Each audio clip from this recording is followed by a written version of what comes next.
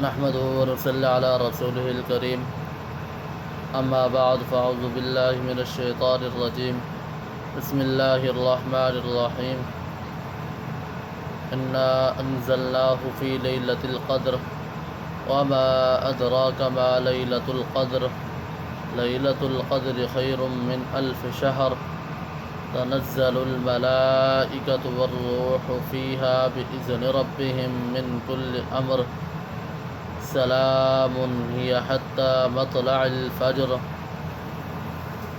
وقال النبي صلى الله تعالى عليه وسلم من قام إيمانا احتسابا في ليلة القدر غفر له ما تقدم من ذنبه. وقال النبي صلى الله تعالى عليه وسلم تحروا ليلة القدر في العشر إلا وآخر من رمضان. صدق الله العظيم وصدق رسوله النبي الكريم ونحن على ذلك لمن الشاهدين والشاكرين الحمد لله رب العالمين.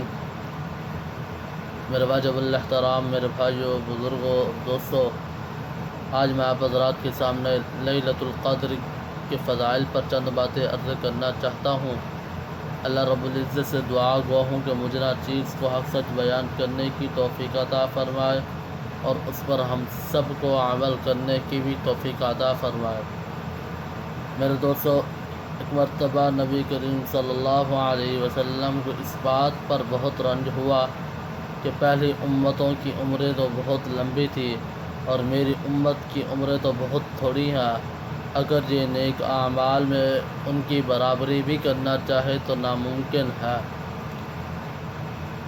تو اس پر یہ صورت نازل ہوئی اگر کہ آپ صلی اللہ علیہ وسلم کی امت ایک رات عبادت کرے جو 1000 مہینوں سے بھی زیادہ بہتر ہے.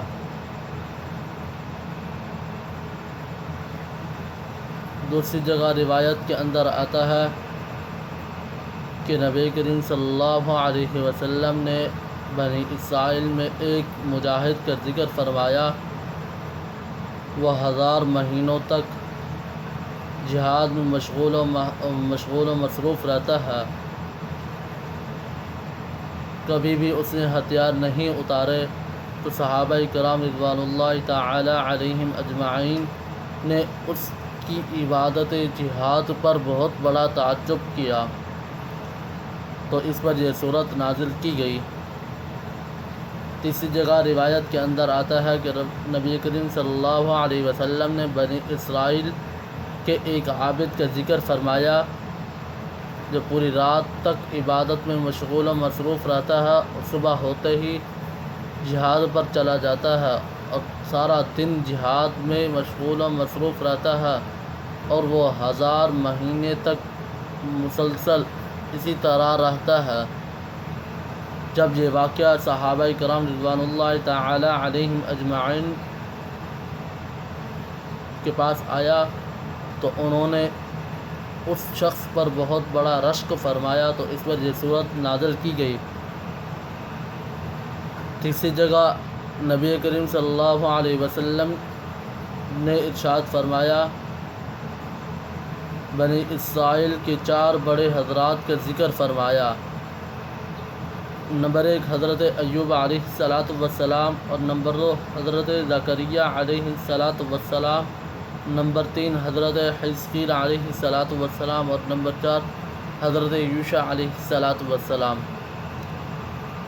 ان حضرات نے 80 برس تک اللہ رب العزت کی عبادت میں گزار دیے اور پل جھپکنے کے برابر بھی اللہ کی نافرمانی بھی نہیں کی. جب صحابہ کرام کو اس بات کا علم ہوا تو انہوں نے اس بات پر بھی بہت حیرانگی فرمائی. تو اس پر یہ صورت نازل کی گئی. میرے دوستو، یہ تھے فضائل لیلۃ القدر کہ لیلۃ القدر کیوں نازل کی گئی. رمضان القرآن کریم والفرقان حمید کے علاوہ باقی تمام جتنی آسمانی کتابیں تھیں وہ بھی رمضان المبارک میں نازل کی گئی. جس طرح قرآن مجید رمضان المبارک میں نازل کیا گیا۔